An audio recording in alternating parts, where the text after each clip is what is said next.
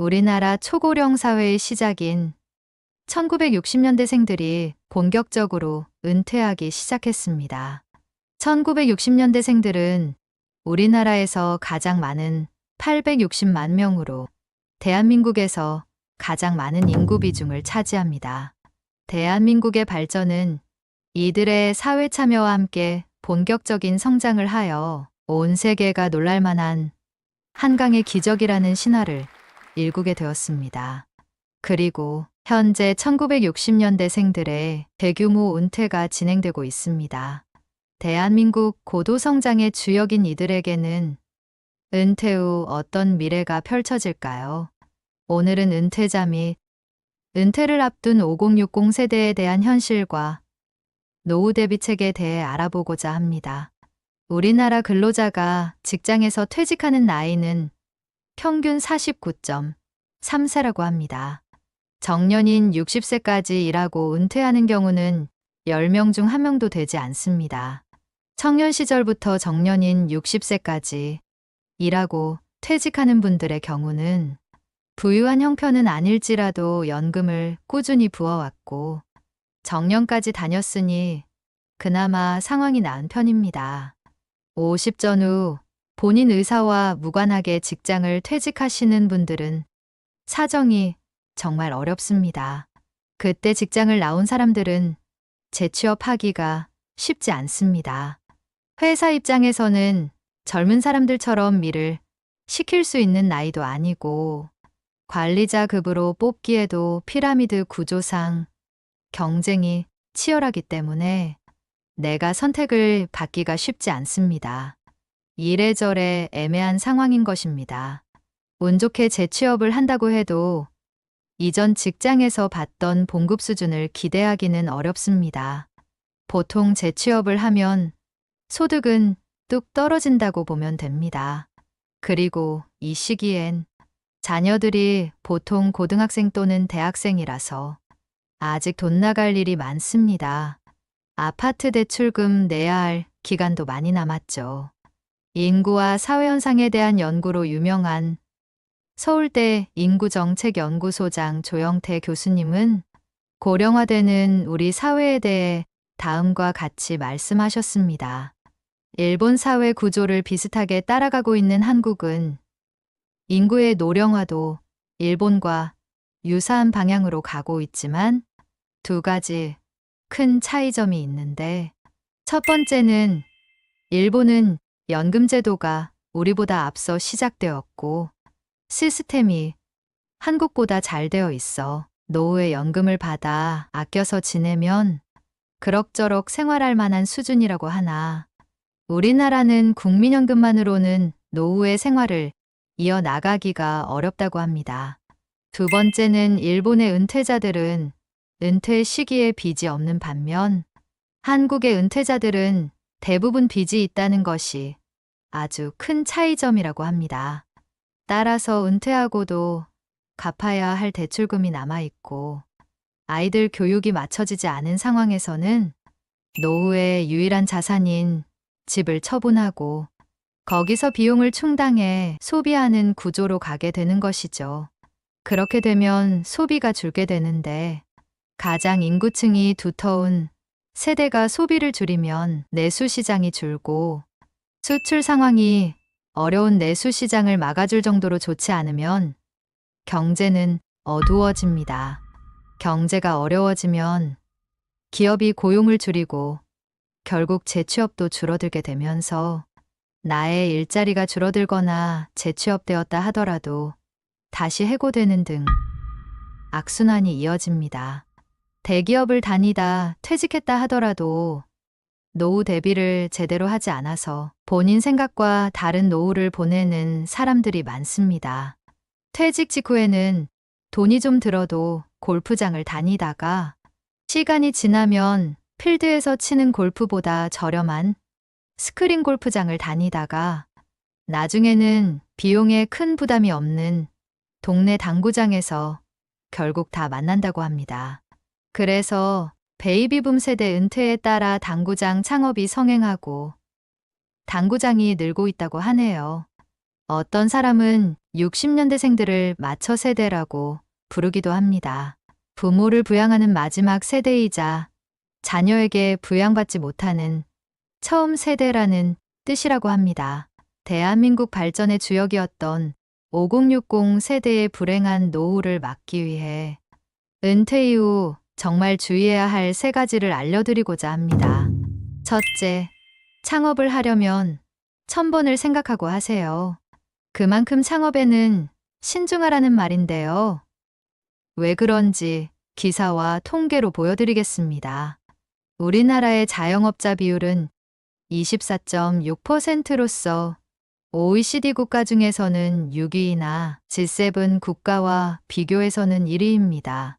미국 6.1%, 일본이 10%인데 이런 선진국들에 비하면 우리나라는 거의 2~3배 경쟁이 심하다는 얘기입니다. 기사에서도 지적했듯이 우리나라는 세계 10위권 내에 잘 사는 선진국인데 반해 자영업자는 수진국만큼 많다고 합니다. 안 그래도 구조적으로 자영업으로 먹고 살기 힘들었는데 코로나가 찾아와서 수많은 자영업자들이 돈을 벌어보지도 못하고 뒷더미에 앉게 됩니다. 내가 창업할 땐 장사가 잘 되는 자리에 권리금을 주고 들어왔는데 코로나가 찾아와 권리금도 못 건지고 폐업한 사람들이 수두룩하죠. 폐업률도 신규 개인 사업자 대비 66%나 됩니다. 폐업을 하진 않았지만 실제 영업하지는 못하고 사업자 등록을 살려만 놓은 사람들도 꽤 됩니다. 왜냐하면 자영업으로 대출을 받고 폐업하게 되면 바로 대출금을 상환하라고 하기 때문에 대출금 상환이 무서워서 폐업을 하지 못하는 사람도 상당수 있다고 합니다. 또한 최근 4년 새 자영업자는 늘어난 데 반해 월 평균 소득은 160만 원까지 추락하였다고 합니다. 잘 되는 것처럼 보이는 가게도 하루 종일 손님이 있는 것은 아니기 때문에 실제로는 많이 벌지 못하는 곳이 많습니다. 거기다가 최저시급이 너무 올라 아르바이트를 쓸 수도 없고 쓴다 하더라도 주유수당이나 퇴직금 같은 각종 비용까지 챙겨주려면 인건비가 감당이 되질 않습니다. 자영업은 가족끼리 하거나 혼자 할 수밖에 없는 구조인데 사람을 못 쓰게 되니 회전율이 줄어들고 매출이 늘어나기 힘듭니다. 또한 토지 가격이 올라 상가가 몰려있는 상업지역의 매장 임대료는 상상을 초월합니다. 경제가 어려워지니 사람들이 지갑을 닫는 상황도 있지만 이런 부분까지 따지지 않더라도 자영업은 충분히 어렵고도 남습니다. 사업이란 게 한번 잘못돼도 다시 일어서서 잘 되는 사람도 많습니다.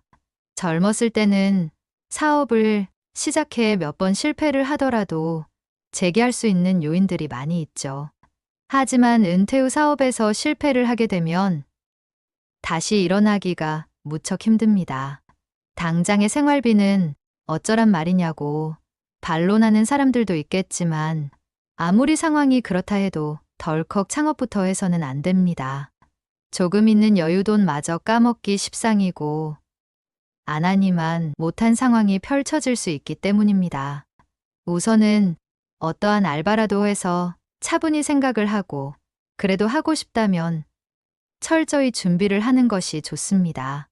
1000번을 생각해도 창업을 하고 싶다면 자신이 다음 사항에 대한 경쟁력이 갖춰져 있는지 확인해 보세요. 첫 번째는 나만의 특별한 무기를 가지고 있는 사람입니다. 수많은 젊은 창업자들의 패기와 기존 베테랑 자영업자들과의 경쟁에서 내가 이길 수 있는 것은 실력밖에 없습니다. 본인이 해당 분야의 자영업에서 성공한 경험이 있는 사람이거나 음식점을 운영할 경우 누구나 맛있다고 인정하는 특별한 레시피가 있다든지 하는 경우입니다. 두 번째는 매출 구조에서 특별한 경쟁력이 있는 사람입니다. 내가 원재료를 직접 생산하여 제품원가를 줄일 수 있다든지 가게가 부모로부터 물려받은 내 소유여서 임대료가 나가지 않는다든지 제품 유통 구조에 대해 잘 알아 싼 가격에 물건을 받아올 수 있다든지 하는 특별한 이점이 있는 경우를 말합니다. 세 번째는 뛰어난 영업력이 있는 사람입니다. 어떤 물건이든지 잘 팔 수 있는 세일즈 능력이 있거나 홍보 마케팅에 뛰어난 소질이 있어 가게가 목이 안 좋은 곳에 있다 할지라도 사람들이 찾아오게 만들 수 있는 능력이 있는 사람입니다. 위 세 가지 중에 하나의 장점이라도 가지고 있지 않은 분은 은퇴 후 자영업은 다시 한번 생각해 보셔야 할 것입니다. 은퇴 이후 정말 주의해야 할 세 가지 중 두 번째, 한 방을 바라고 투자하지 마세요. 퇴직을 하게 되면 퇴직금으로 평소 만져보지 못한 목돈이 들어오게 됩니다. 그 목돈은 아주 신중히 써야 하는 돈이지만 남은 노후를 위해 길게 써야 하는 돈이기 때문에 어떤 분들에게는 액수가 애매하고 만족스럽지 않을 수도 있습니다. 그래서 돈을 좀 더 크게 굴려보고자 주식이나 부동산과 같은 투자를 하게 됩니다. 주식 투자에 내공이 없는 사람이 주식으로 돈을 번 좋은 사례만 생각하고 주식에 대한 공부와 준비 없이 목돈을 한 번에 넣었다가 주가가 마이너스인 상황으로 가게 되면 그 상황을 참지 못하고 손절하는 일이 비일비재합니다. 당장 내 주식 계좌에 상당한 금액의 돈이 마이너스 중인 것을 보고 있는 것이란 정말 힘든 일이기 때문입니다. 우리나라 주가가 우상향을 그리는 일은 흔치 않습니다. 우리나라 주식의 개별 종목은 1년 중 상당 기간 횡보와 마이너스를 왔다 갔다 하면서 개인 투자자들을 애태우다가 한 달 정도 오르는 케이스가 많습니다. 그리고 다시 횡보를 하다가 급하게 오르는 계단식 장세의 모습도 많이 보여줍니다. 그래서 어떤 전문가들은 주식은 1년 내내 힘들게 지내다가 딱 3, 4주만 기쁘고 그때 승부를 봐야 하는 것이라고 말하기도 합니다. 그만큼 주식은 기다림과의 싸움인데 주식의 심리전에서 내공이 충분하지 않은 사람은 버티기가 힘들 것입니다.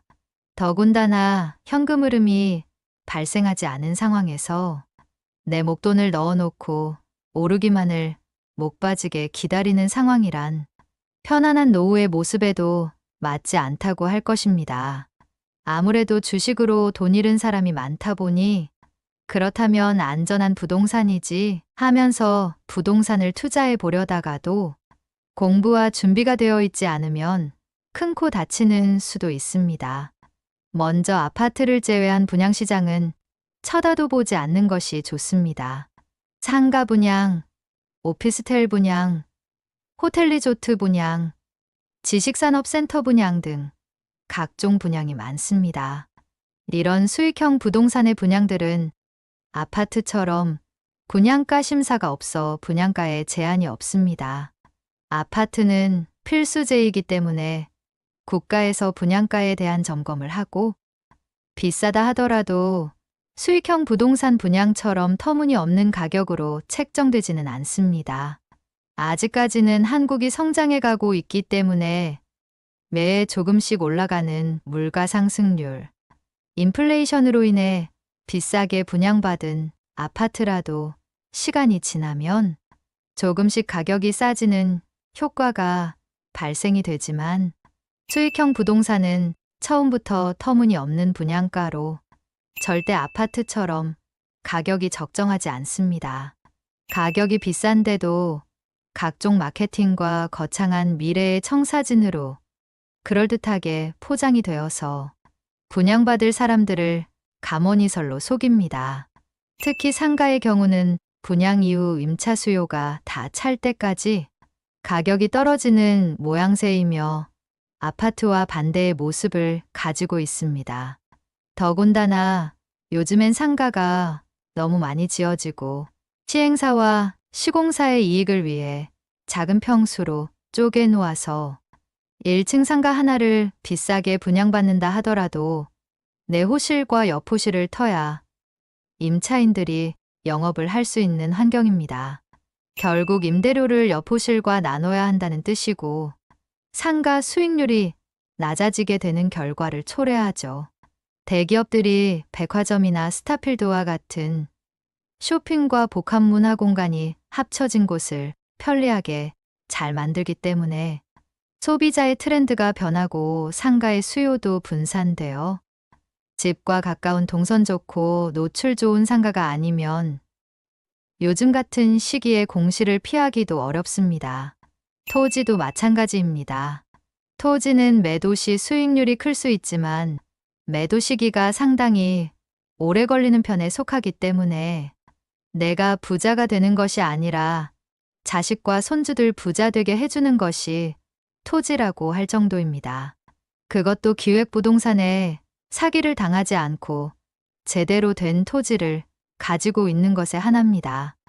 따라서 투자를 통한 방법으로 노후 자금을 마련하고자 하실 때는 최소 6개월 이상의 공부와 사례학습을 통한 신중한 자세가 요구되며 큰 리스크를 떠안지 않도록 부담되지 않는 금액으로 해보는 것이 중요합니다. 투자의 대가 워렌 버핏은 투자할 때 가장 중요한 것으로 이런 명언을 남겼습니다. 첫 번째, 절대로 돈을 잃지 마라. 두 번째, 첫 번째 원칙을 절대로 잊지 마라. 투자의 대가조차 돈을 따는 것보다 잃지 않는 것이 훨씬 중요하다고 말한 만큼 우리도 노후에는 돈을 잃지 않도록 최선을 다해야 할 것입니다. 은퇴 이후 정말 주의해야 할 3가지 중 마지막 3번째, 자녀가 20살이 넘었으면 뒷바라지는 웬만하면 자제해 주세요. 20살이 넘으면 어엿한 성인입니다. 대학을 다니고 있다고 하더라도 자녀에게 아르바이트나 과외와 같은 일을 시키면서 본인 학비와 용돈은 최대한 본인이 알아서 하게끔 해주세요. 법률 스님의 증문즉서를 들어보면 20살이 되면 자녀는 무조건 독립을 시키고 집에서 생활하면 밥 해주고 빨래도 해주니 자녀들에게 월세까지 받으라고 말씀해 주십니다. 자녀들은 앞으로 살아갈 날이 우리보다 훨씬 많고 혼자 힘으로 넘어졌다 일어서는 것이 가능합니다. 성인이 되어서도 부모의 도움을 받고 지내면 자생력이 키워질 수 없기 때문에 일찍 독립심을 키워주는 것도 좋은 방법입니다. 그리고 더 이상 지금 자녀 세대들은 부모를 부양하는 세대가 아닙니다. 대한민국 5060 세대는 본인 노후는 본인이 책임져야 하는 세대이기 때문입니다. 괜히 자녀의 성장을 도와준다고 노후의 여력을 자녀에게 다 써버렸을 경우, 그리고 내가 노후에 힘이 없어져 자녀의 도움이 필요할 경우 우리는 자녀에게 도움을 받을 수 없을 뿐더러 짐이 된다며 자녀들의 원망을 살 수가 있습니다. 자녀들 세대도 취업이 힘들고 집값이 올라 결혼을 기피하는 현상까지 나오고 있으며 양육비도 만만치 않은 상황이기 때문에 자식들에게 도움받지 못하는 상황을 억울해하지 말아야 합니다. 자연에서도 동물들은 자식이 어미를 돌보는 일은 없습니다. 부모가 자식을 보살피는 것은 당연한 도리이나 자식이 부모를 보살피는 것은 지극히 힘든 일인 것입니다. 따라서 자녀들에게 노후에 의지하지 않기 위해서라도 여력이 있을 때 자녀가 아닌 나의 인생을 위해 노후 준비를 해야 합니다. 워렌 버핏이 이런 말을 했습니다. 오늘 누군가가 그늘에 앉아 쉴 수 있는 이유는 오래전에 누군가가 나무를 심었기 때문이다. 위의 명언과 같이 미래를 위해 지금부터 작은 것이라도 노력하고 실천하여 나만의 안정적인 그늘을 만들어 행복한 노후를 맞이해야겠습니다. 오늘 영상은 여기까지입니다. 다음 영상에는 은퇴 전후 반드시 해야 할 사항에 대해 말씀드리도록 하겠습니다. 행복한 노인은 늙지 않는다고 합니다. 여러분들의 행복한 삶을 기원하겠습니다.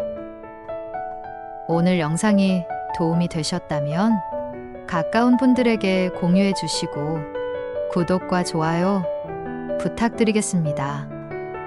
시청해 주셔서 감사합니다.